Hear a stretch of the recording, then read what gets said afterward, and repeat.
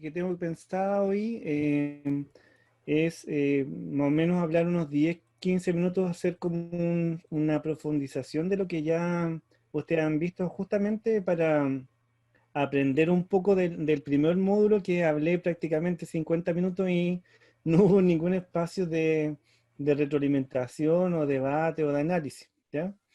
Yo estoy quizá un poquito medio hiperventilado porque acabo de salir de una entrevista en una radio, pero igual estamos hablando de cosas más o menos parecidas, entonces vamos a ahí profundizar un poco en esto. Antes de iniciar, quiero felicitarlos por su trabajo del video, muy buenos análisis, y eso también se ve reflejado en sus notas, pero también justamente porque dieron el clavo, porque justamente es absolutamente evidente los procesos metodológicos que están detrás de algo tan importante como una planificación sanitaria territorial. Y entonces, en base a eso, va a ser el análisis del debate del día de hoy, ¿ya? Entonces voy a compartir la publicación. Perdón, ahí está, no la publicación. Y empiezo entonces.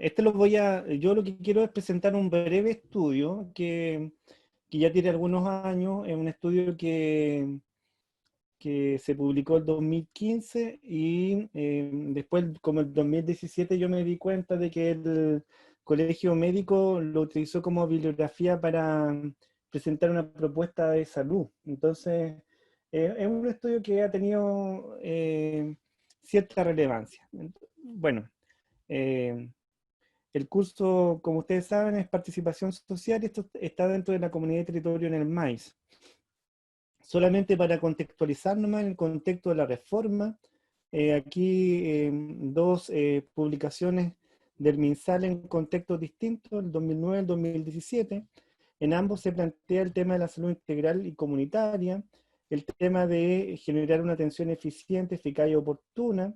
Es decir, después de la reforma en salud se agudizó el discurso relacionado con el marco de los derechos. El marco de los derechos, democratización de salud, es decir, una política sanitaria mucho más inclusiva en términos del desarrollo territorial. Incluso algunas definiciones de salud plantean que la salud es el motor fundamental para constituirse en el desarrollo y el motor de lo que uno puede llegar a ser, ¿ya? Y entonces, en ese contexto, bueno, esto ya ustedes lo vieron, en la primera clase, se articulan una serie de reglamentos que van a estar básicamente dialogando con los objetivos sanitarios de la década, pero al mismo tiempo con las políticas de salud. ¿Cuál es el problema de estos ejes?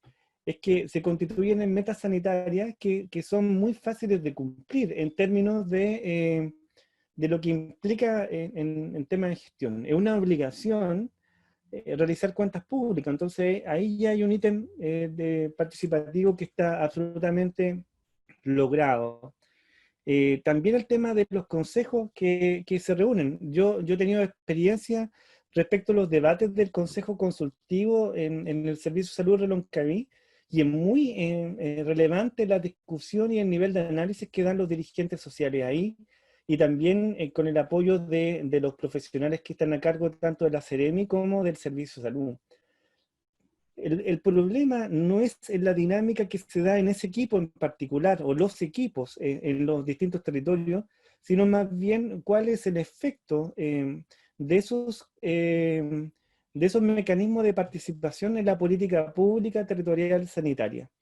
Y desde ahí entonces, solamente para articular un poco los insumos para la conversación, se ha instalado, y esto lo ha instalado también el Banco Mundial, respecto de la gobernabilidad y la gobernanza. La gobernabilidad, vamos a decir que es la política clásica de top-down, de arriba hacia abajo, una revolución, vamos a decir, pasiva, en el cual el Estado mantiene cierta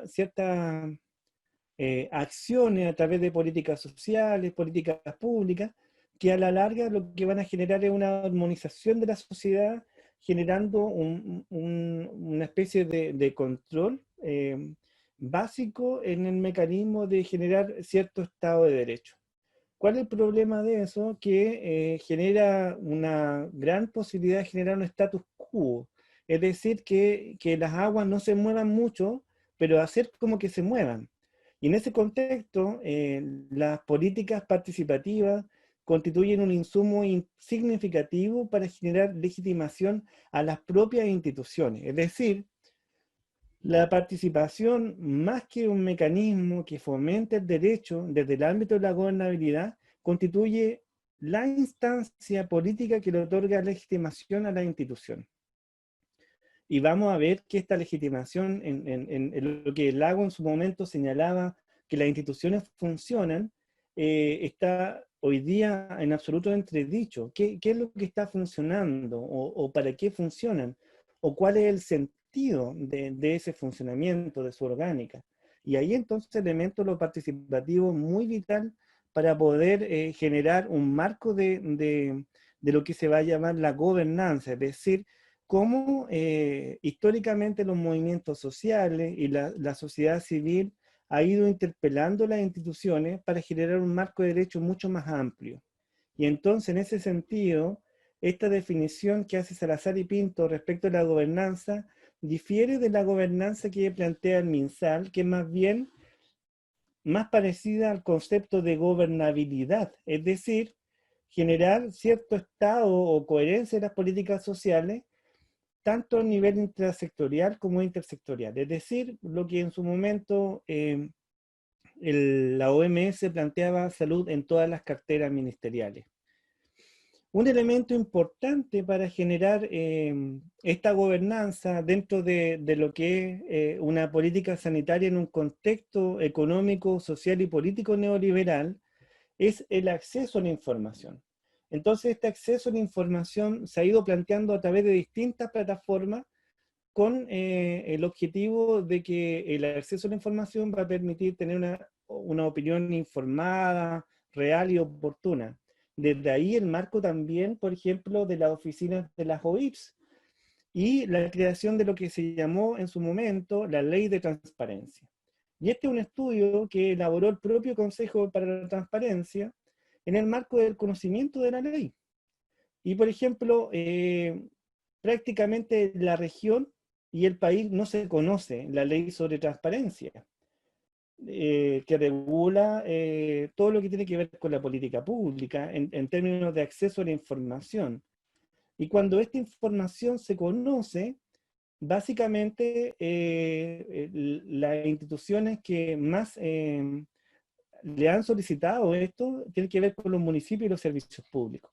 Pero si entramos al detalle respecto de qué tipo de información es la que se procesa y cómo esto va a incidir en los ámbitos de la democracia en términos de ejercicio de control social, vamos a ver que el acceso a la información es básicamente la misma política asistencial en términos de acceso a información a subsidios, becas, etc. Es decir, esta ley de transparencia, más que generar un efecto en el sentido de generar una democracia informada y participativa, lo que ha generado es que ha seguido extendiendo la lógica de la información respecto a los propios servicios que entregan las instituciones en el municipio, y entonces en términos reales no ha contribuido mucho a un ejercicio democrático en términos de transparencia.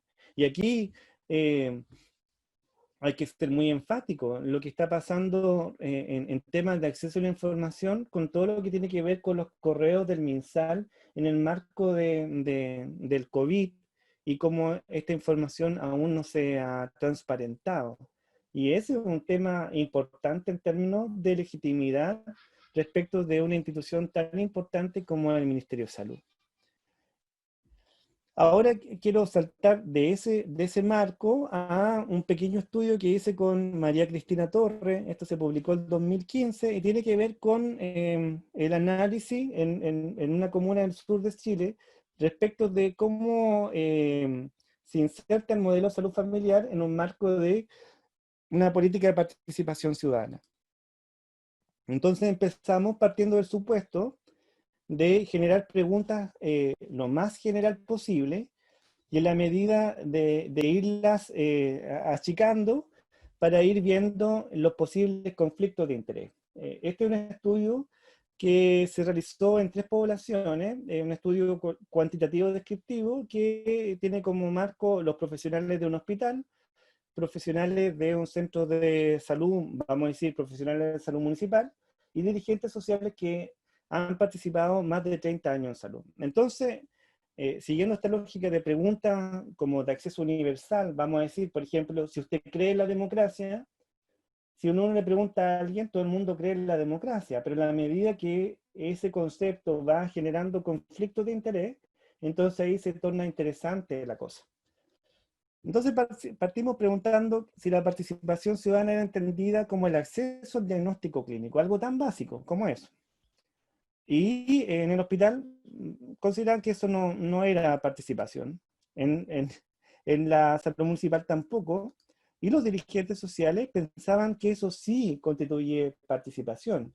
Entonces también hay que ver acá cómo genera un efecto el disciplinamiento del propio ejercicio clínico en el marco de que algo tan básico como el acceso a un diagnóstico clínico sea considerado como participación ciudadana. Segunda pregunta, que esto tuvo un auge importante en la década del 2005 en adelante con el tema de las OIRS, si la participación ciudadana en salud es entendida como el derecho a informarse, reclamar, sugerir y felicitar por la atención y servicio otorgado en un establecimiento de salud, aludiendo al tema de las OIRS. Los del hospital estaban todos muy de acuerdo. En general los de la salud municipal también, y los de dirigentes sociales también. ¿Cuál es el problema de las OIRS? Que las OIRS más bien constituyen como una especie de oficina de atención como en modalidad de un cliente, donde el análisis es absolutamente individual. Uno no puede realizar sugerencias comunitarias, más bien de índole personal, ¿ya? Y entonces eso también contribuye de cierta forma, si bien a transparentar ciertos procesos, malas prácticas o buenas prácticas, a la larga también en términos de comunitario constituye como un cordón o una camisa de fuerza. La participación ciudadana en salud entendida como la expresión del respeto de los derechos y deberes de las personas, que también es algo fundamental. En el hospital estaban todos de acuerdo, salud municipal todos de acuerdo, y los dirigentes sociales también de acuerdo. En cuanto a la participación ciudadana en salud entendida a la acción de asistir a charlas, reuniones, talleres, es decir, justamente lo que salía en el video de ustedes, es decir, esta participación más bien tutelada, dirigida, los profesionales del hospital estaban todos absolutamente de acuerdo, lo mismo en la salud municipal y lo mismo en los dirigentes sociales. Vale decir, dirigentes sociales que llevan más de 30 años participando en salud. Pero cuando empezamos a achicar la brecha y a generar conflictos de interés y decimos que la participación ciudadana entendida como el derecho a tomar decisiones respecto al presupuesto, entonces la opinión empieza a balancearse más bien al desacuerdo. Lo mismo en la salud municipal, hay un breve porcentaje que sí, es decir, está dividida la cosa, pero hay una clara tendencia a que en el fondo los profesionales de salud de esta comuna no estaban de acuerdo a que los dirigentes que llevaban 30 años participando en salud puedan tomar decisiones respecto del presupuesto. Y los dirigentes también estaban en una opinión dividida, pero que sumando también están más bien por la opción de ir por esa vía de tomar decisiones. Quizá, decíamos nosotros, es muy radical que tomen decisiones respecto al presupuesto. ¿Qué pasa si toman decisiones respecto de los ejes de desarrollo? Es decir, lo medular que ustedes criticaron en los planes de salud comunal, es decir, que se haga una epidemiología crítica o sociocultural en la cual la planificación estratégica de los CEFAM esté absolutamente vinculada con los factores epidemiológicos territoriales. Y ahí también la salud del hospital estaban de acuerdo, pero hubo un alto porcentaje que se mantenía neutral. Y en la salud municipal llama la atención que básicamente las opiniones se tienden al centro y en los dirigentes sociales hay un porcentaje significativo que dice que en el fondo sí se deberían tomar ese tipo de participación. Entonces, en ese marco, considerando el análisis del plan de salud de Frutillar y el análisis del plan de salud comunal de Puerto Montt, sería importante entonces cuestionar en términos de legitimidad y pertinencia en el ejercicio de la gobernanza, como lo plantea Salazar Pinto, no como lo plantea el MinSal, cuál es la pertinencia territorial que existe en los territorios respecto de la legitimidad de los centros de establecimiento de salud.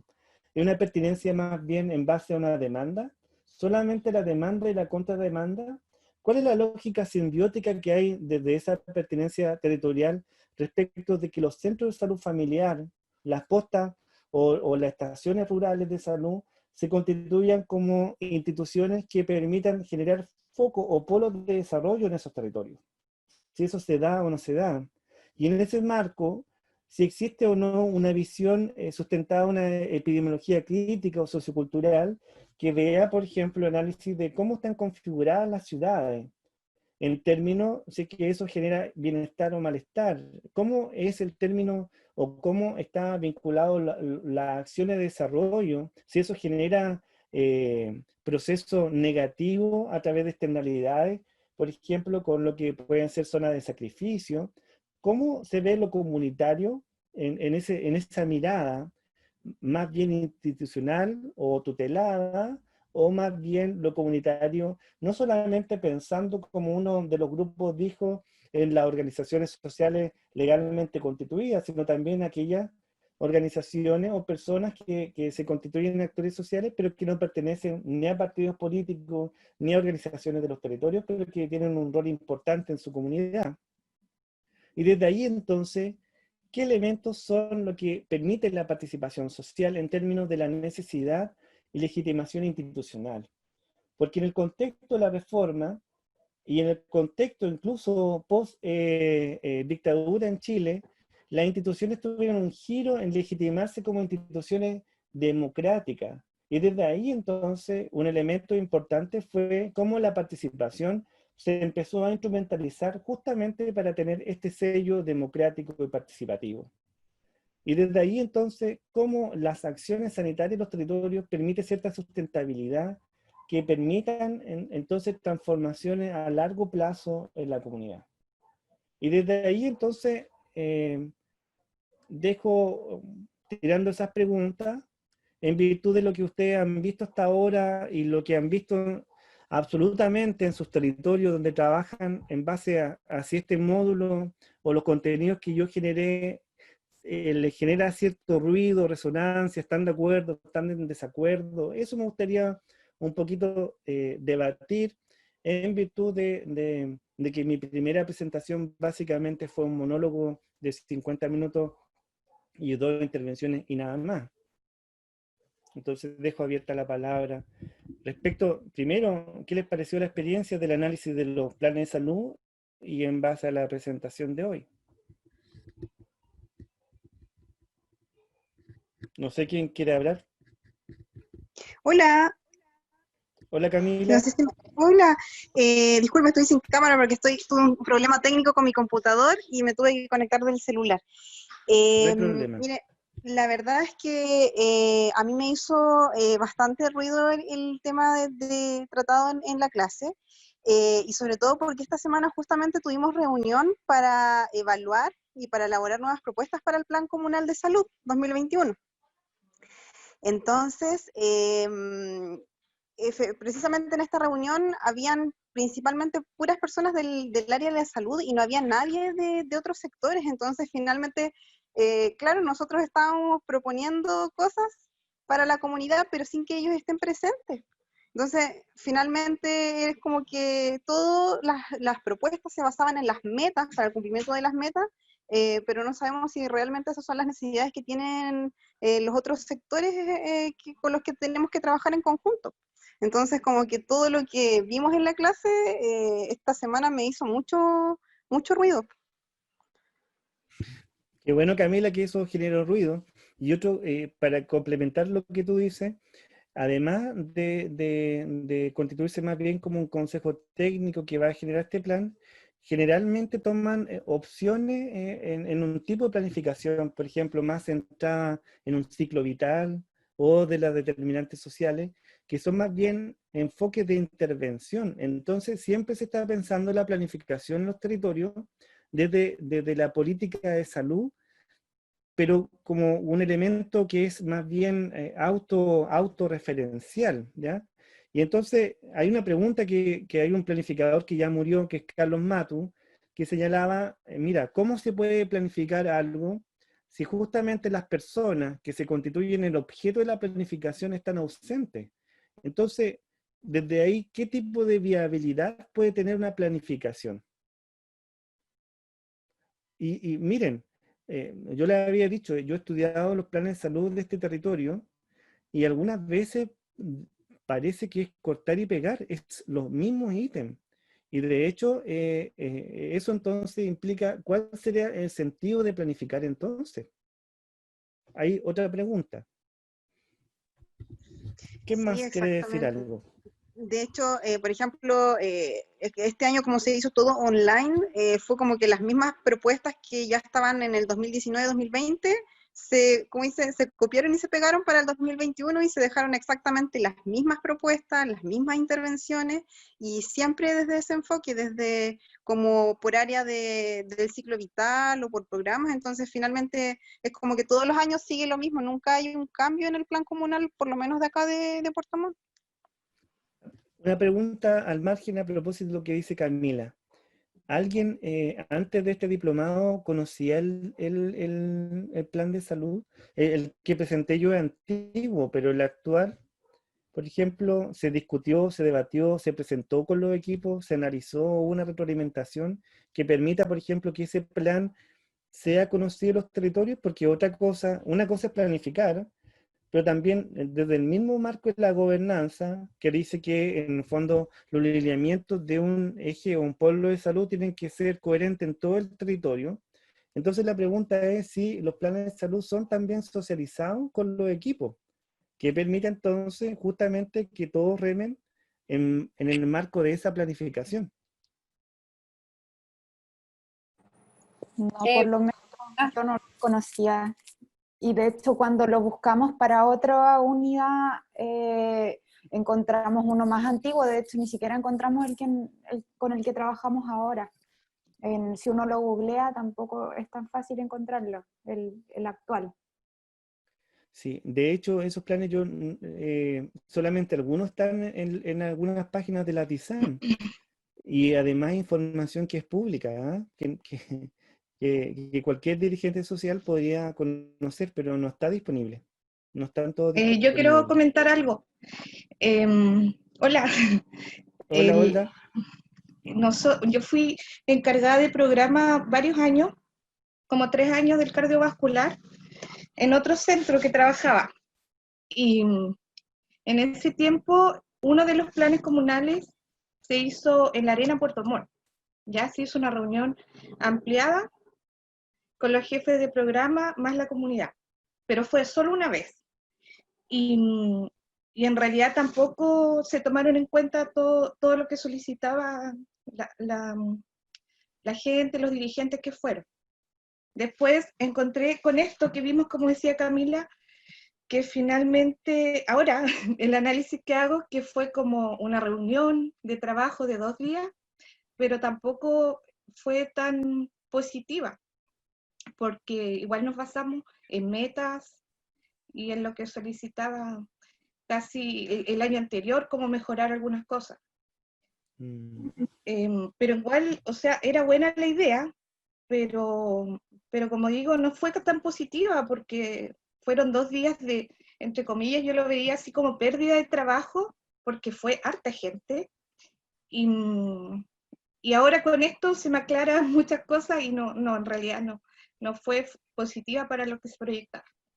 Mm.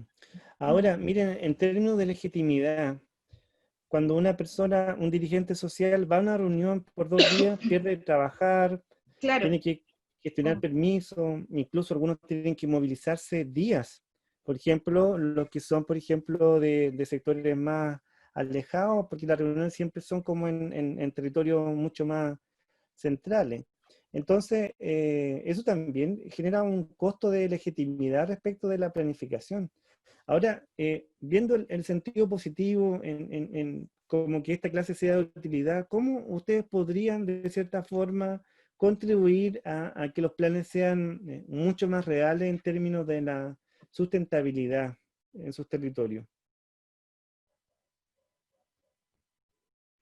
Por ejemplo, John Pradel, que ahí estuve viendo ahí su video, John. ¿Qué piensa usted respecto de cómo se podía un poco revertir esto?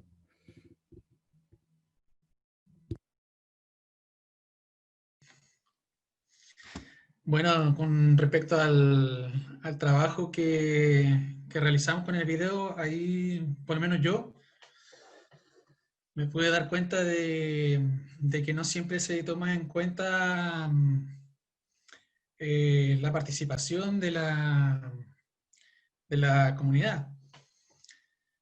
Entonces, claramente, digamos que ese es el talón de Aquiles que tiene, digamos, este proyecto de la participación social. ¿Ya?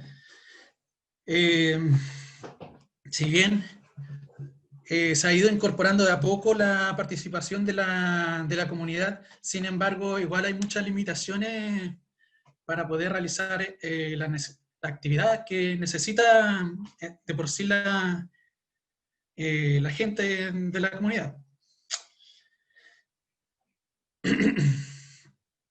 Y básicamente eso, incorporarla, no sé qué estrategias se podrían más como realizar, a veces por un tema de recursos o por el tema también de la misma planificación de las ideas que están orientadas más que nada a cumplir metas. Sí, muchas gracias, John. Lorena quiere comentar algo. Yo creo que hay que partir con concientizar un poco a las jefaturas también, porque uno llega a un equipo y uno sigue los lineamientos que hay en ese equipo, como que uno continúa lo que ya se estaba haciendo. Y como no hay una participación social que ya haya estado incluida desde antes, uno continúa con el mismo sistema. Entonces yo creo que hay que concientizar a nuestras jefaturas primero, porque uno como está en una escala más baja, por decirlo así, que uno sigue instrucciones, entonces es difícil a veces hacer un cambio porque las metas son una prioridad. Entonces, de repente como hacer estas instancias es como un poco complicado, creo yo. Entonces, yo creo que quizás falta concientizar un poco a nuestras jefaturas y quizás a los jefes de nuestros jefes, ¿me entiendes? Como una cosa así, hay que cambiar la mentalidad desde arriba de cómo incluir, o sea, desde partida, por ejemplo, en esto que están hablando del plan de salud, que se estaba haciendo ahora, yo soy de calidad y también estuve viendo como un poco el plan de salud y todo eso, pero claro, al final es como un copiar y pegar más o menos y todo de acuerdo en base a las metas.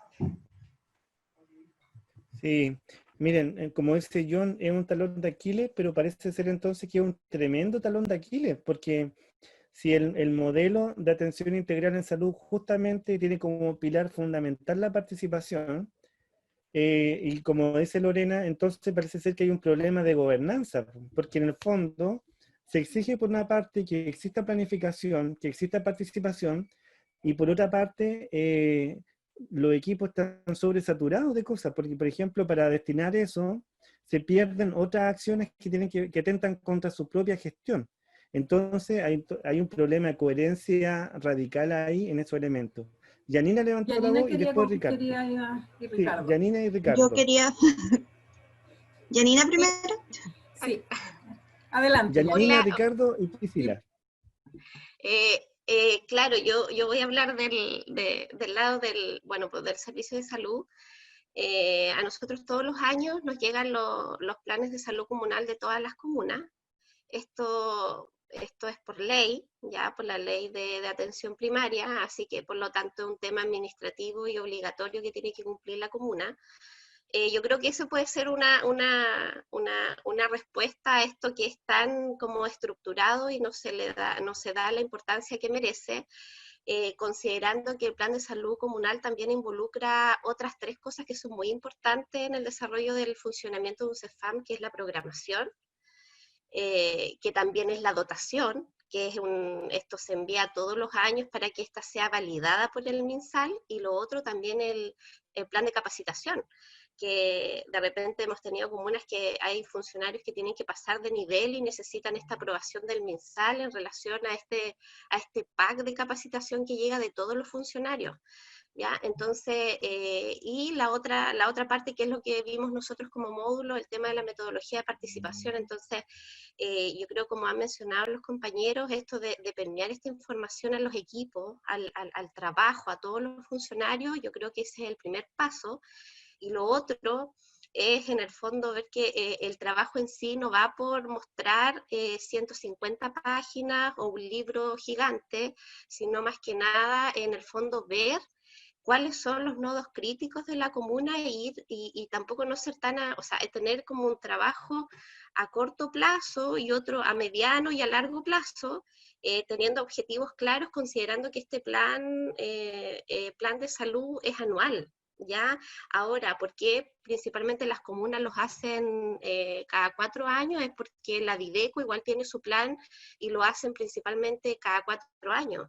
Y ahí se suma este plan de salud, que en el fondo igual es como un diagnóstico de toda el área de salud. Entonces, son como varias aristas, y efectivamente aquí tienen todos los actores principales, desde la jefatura, el equipo de trabajo, la comunidad y todo lo que hemos hablado durante los módulos, tiene que sumarse. Entonces, yo igual me cuestionaba esto porque me acordaba del video que pasó, que no me acuerdo en qué clase, que fue el de los muermos, esa intervención que duró alrededor de 5 o 6 años, involucraron harto al intersector, participó, pero después, una vez que se logró aunar como todos los criterios y lineamientos para trabajar, se estableció, o sea, un trabajo que quedó ahí, quedó una base sólida en donde la comunidad, las instituciones públicas, todos sabían lo que tenían que hacer.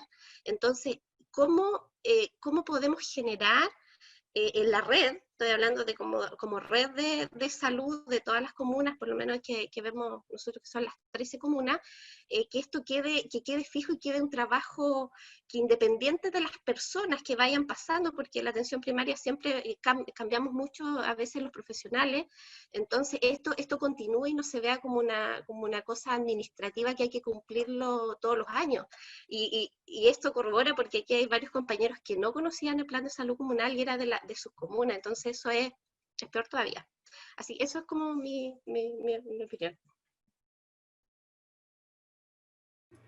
Gracias, Janina. Perdón, antes que intervenga Ricardo, perdón, quería señalar que el tema de los muermos es bien interesante, porque lo que cambia ahí no es simplemente una necesidad, porque es lo que les daba de comer a esas personas, es su principal. Y vamos a decir que la comuna se origina en base a la extracción del producto de la leña. Entonces hay un cambio que es más bien sustantivo de ese territorio. Entonces es interesante ver cómo eso se va desplegando. ¿Ricardo? No, estaba yo. ¿A quién iba antes? ¿Priscila y después Ricardo? Ya. Las damas primero, ya. Bueno, yo soy de los muermos. Acá el gran problema que yo veo es, estoy hace poco acá, estoy hace como 3 años, ¿ya? Es que todos los años se hace el plan comunal, pero para cumplir nada más. Porque de todo lo que yo estuve leyendo del plan, no sé si se hizo todo lo que estaba programado. Bueno, ahora en el 2020, obviamente por el tema de pandemia, no pudo realizarse. Pero todos los años cambian de las personas que lo están haciendo.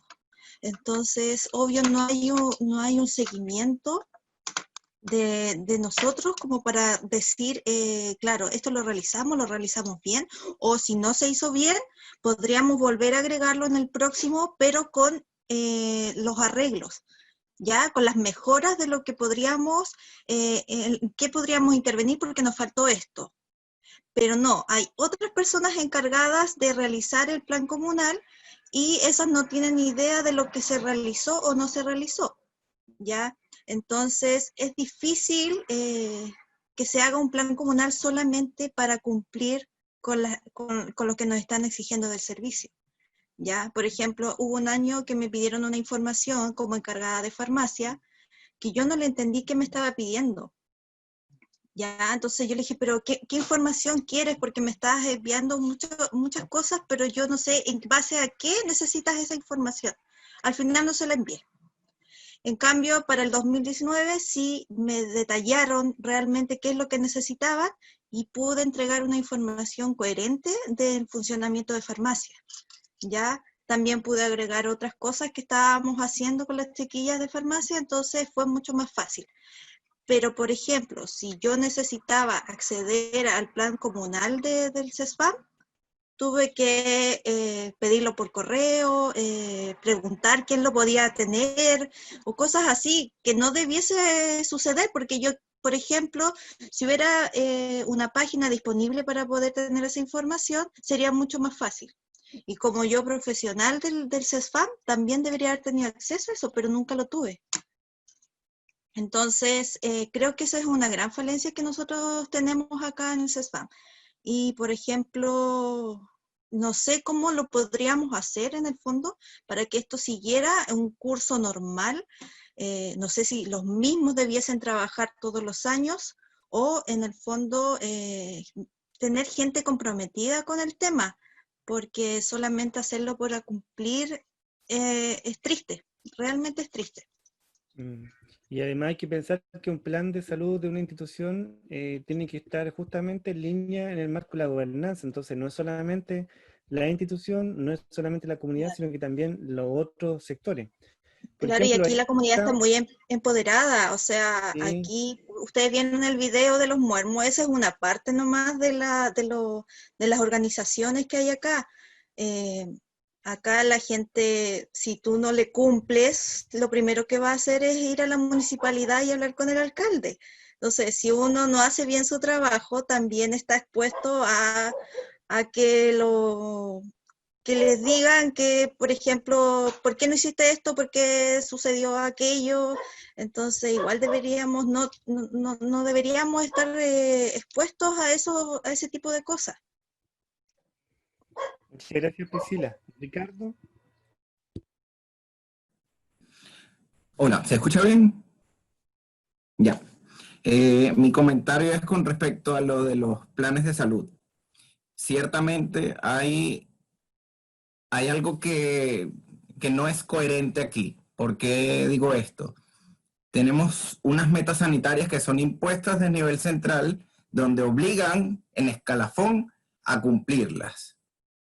Luego te dicen, por otro lado, que tienes que hacer el plan de salud comunal, de repente no te alcanzan los recursos y tú quieres tratar de integrar a la población, pero siempre tienes a alguien arriba que te está pisando y te está diciendo que hay que cumplir las metas primero.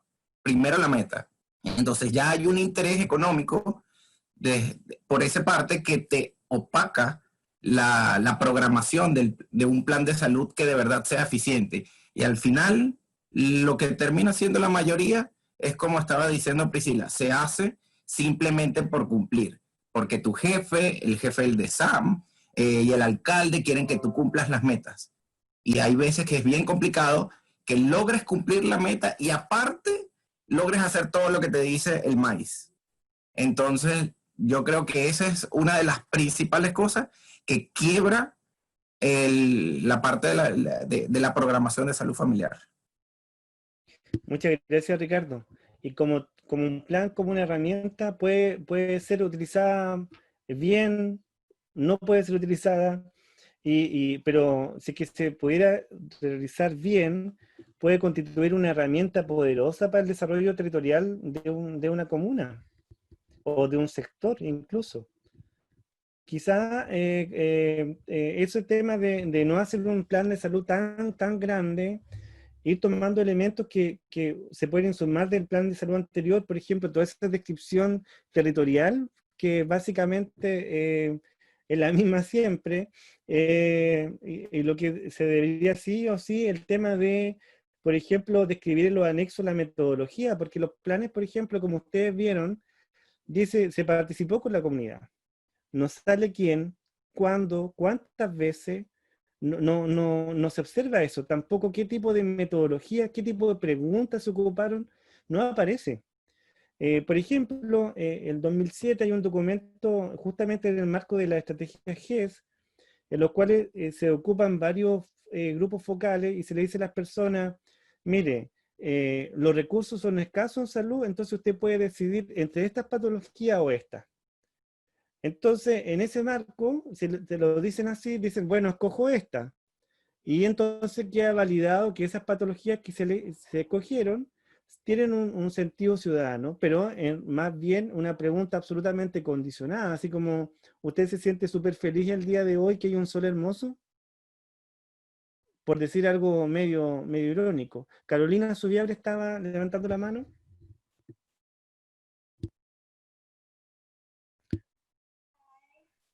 Hola, ¿se escucha? Sí. Ya. Sí, era respecto a lo mismo que decías, Claudio, de que la metodología de los planes de salud no están establecidas. No se sabe si hacen una sola reunión con la comunidad o son 2 días, como decía una colega acá, que finalmente es nada para los 365 días del año que se trabaja y que se supone que uno debería regirse por este plan de salud. Entonces quizás en un año uno debería hacer, no sé, reuniones mensuales, reuniones trimestrales, que queden establecidas en el plan de salud, así como cada CEFAM hace su reunión ampliada con sus propios colegas, la comunidad debería establecer un día cada 3 meses, un día cada 4 meses, con preguntas abiertas o preguntas, no sé, cerradas, pero que haya una metodología clara y que se vaya evaluando constantemente. Quizás las respuestas o las soluciones no se puedan dar en el mismo año, pero quedan de precedente para el año siguiente y te queda todo el tiempo para poder trabajarlas. Quizás al final de año se pueden reunir todas estas inquietudes de la comunidad, buscar las prioritarias y trabajarlas para el año siguiente, pero siempre ir como actualizando lo que va viviendo, porque las comunidades pueden cambiar de un rato para otro. Lo que pasó, por ejemplo, el año pasado fue de un rato para otro y cambiaron todas las prioridades que se tenían. Entonces, uno podía haber hecho la planificación anual, pero no tenía pensado lo que iba a pasar al final de año del 2019. Lo mismo pasó este año. Uno quizás tenía la planificación lista, pero en marzo quedó la embarrada con la pandemia y se nos cambiaron todas las prioridades.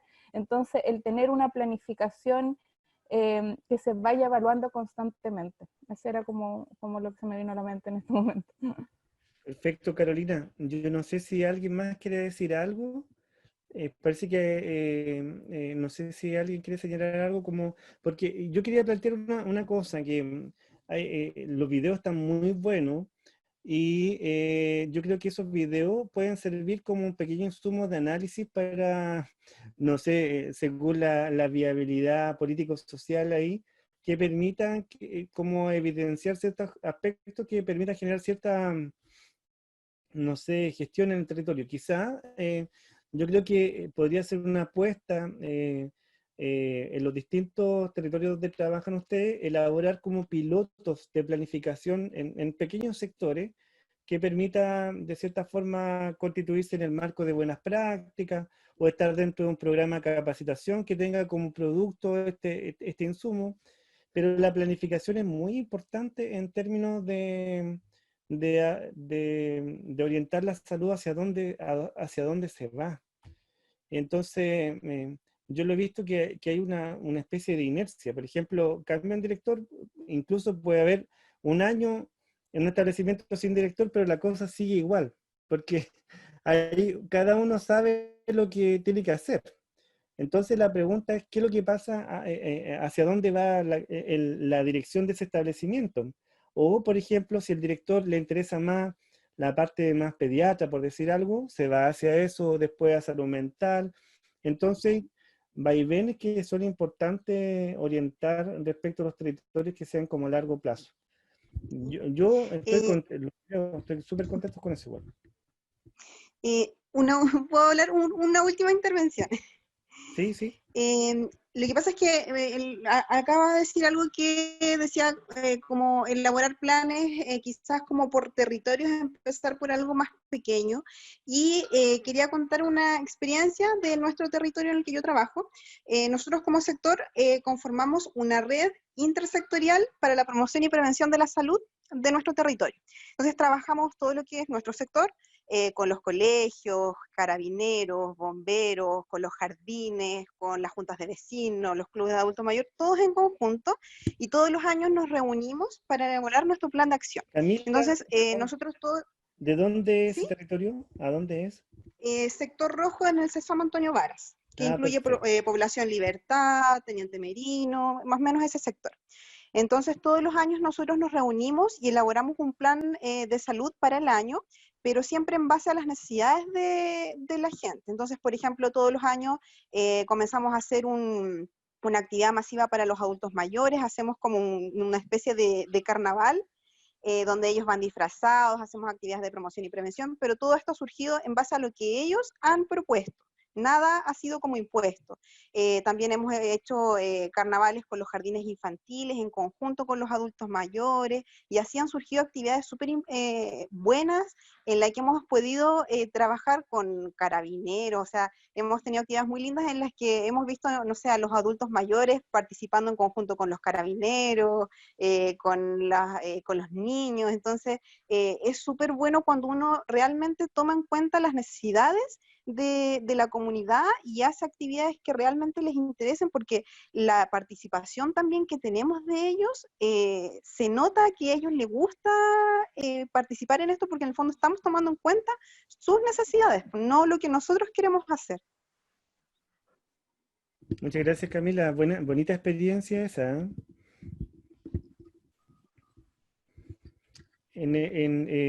Por ejemplo, hay un colectivo de mujeres que trabaja también bueno, se fortaleció en el tema de todo el que es el movimiento del 18 de octubre del año pasado, pero todo un movimiento cultural que es súper fuerte en el sector de Miraflores. Entonces hay territorios que tienen organizaciones sociales que están absolutamente empoderadas, y que ahí pueden establecer alianzas estratégicas como para, por ejemplo, prevenir o enfocarse en objetivos comunes, por ejemplo, la prevención del embarazo adolescente, la prevención de enfermedades de transmisión sexual, etcétera, que nosotros entrevistamos a alguna dirigente de ahí, y son objetivos que, si uno los ve, también son objetivos de los centros de salud. Entonces ahí se pueden buscar alianzas estratégicas. Karen, yo no sé cómo estamos en el tiempo, y si es que alguien quiere intervenir, alguien más. Yo no sé si Yanina, que también justamente está en el servicio, podría como recoger también todo lo que conversamos acá y estos pequeños videos, y ver cómo esto puede transmitirse también en voluntad política. Y a propósito de eso, yo también di una conferencia, tú estabas, Yanina, y yo me ofrecí también para poder, todo lo que yo pueda ser de utilidad, ahí estoy. En tiempo, Claudio, ¿estamos bien? Unas 2 intervenciones más, yo creo, para que puedas pasar a la otra sala. Perfecto. Yo no sé, ¿alguien más? Alejandra Aguilar, ahí que parece que quiera hablar. Yo por acá, Ignacio. Ignacio. Sí, yo no voy a poner la cámara porque está muy malo mi internet, pero ¿se escucha bien, cierto? Perfecto. Nosotros tenemos una realidad bastante distinta a la del resto del territorio de la región, porque nosotros no dependemos no tenemos un departamento de salud municipal. Por lo tanto, no hay un plan de salud comunal asociado Ignacio, al... ¿de dónde usted? Gualeguay. Ah, perfecto. Entonces nosotros, el breve extracto de plan de salud, no sé si podría ser un plan, de hecho la descripción de salud sale en el Pladeco, que no abarca más de una hoja del plan. Entonces, no sé si es bueno o es malo, pero hemos tenido que realizar planes de participación y promoción directos con la comunidad. Tampoco ha sido ni necesario que nos obliguen a hacer documentos ni nada al respecto. Pero al no tener la obligación, ha sido, creo yo, un poco más fructífero, porque hemos logrado empoderar comunidades, organizaciones, activarlas, y eso nos ha logrado dar un enfoque un poquito más de promoción y prevención dirigido al territorio. Entonces, claro, ahí mi aporte era como la dualidad entre la obligatoriedad y la voluntariedad de realizar estos diagnósticos. Excelente, Ignacio. Esa es una buena experiencia, igual que se pueden buscar. Uno de los dirigentes que está en esta mesa, que trabaja con la encargada de participación del Servicio de Salud de Gualeguay, entonces ahí también se pueden canalizar opciones como para subir estrategias y traspasarla a otros territorios también. Excelente, Ignacio. ¿Alguna intervención más?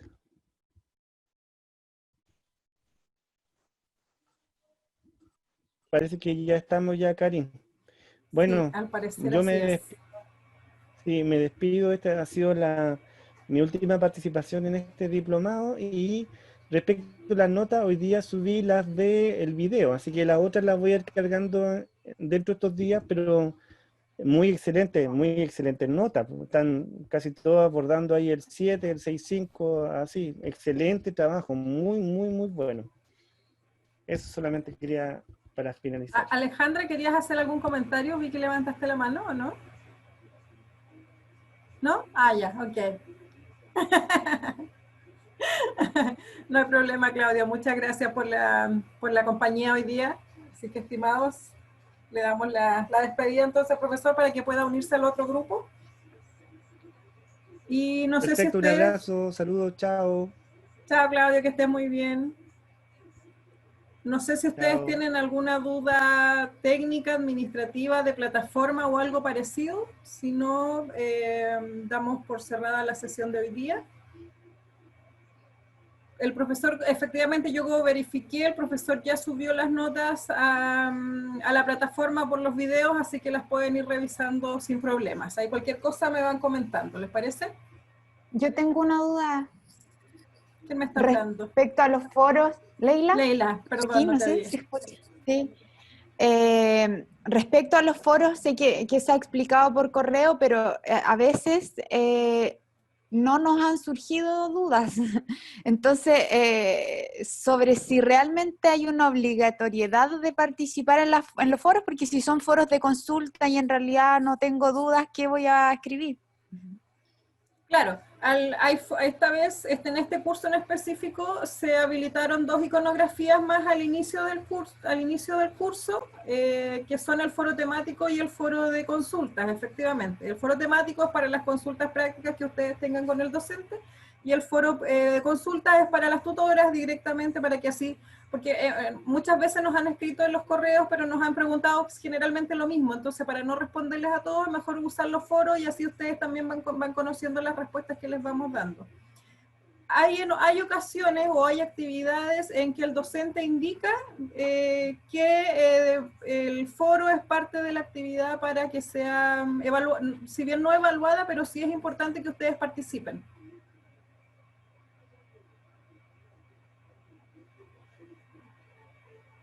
Y así puedan aclarar todas las dudas, pero en la rúbrica el profesor generalmente lo indica cuando tienen que participar en esos foros.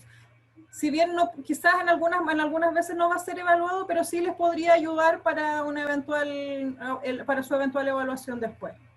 Por eso siempre se recomienda responder en los foros. John, ¿ibas a comentar algo?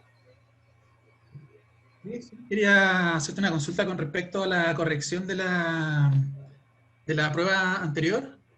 Eso ya está... Sí. Todavía hay un problema técnico de plataforma que estamos viendo. Ese cambio se va a hacer manual porque no queremos perder las notas de todos podemos correr ese riesgo, como la plataforma está recién en programación todavía, no queremos correr esos riesgos. Entonces, estamos viendo cómo hacer ese cambio manual con las personas que respondieron correctamente y se les marcó como errónea.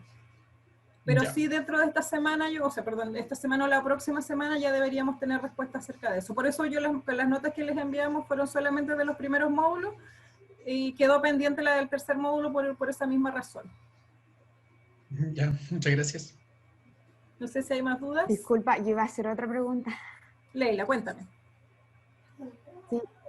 Sí, lo que pasa es que, por ejemplo, cuando hacemos un trabajo escrito, sé que nos retroalimentan en por qué se nos puso ciertos puntos, pero tampoco existe la posibilidad como de poder volver a conversarlo con el docente de por qué se generó esa diferencia de puntaje. O sea, las consultas siempre las pueden volver a hacer, lo que no se va a volver a hacer es una reevaluación, eso no, porque sería injusto con el resto de los compañeros, pero sí retroalimentación dentro de los tiempos prudentes sí puede haber, no hay problema en eso.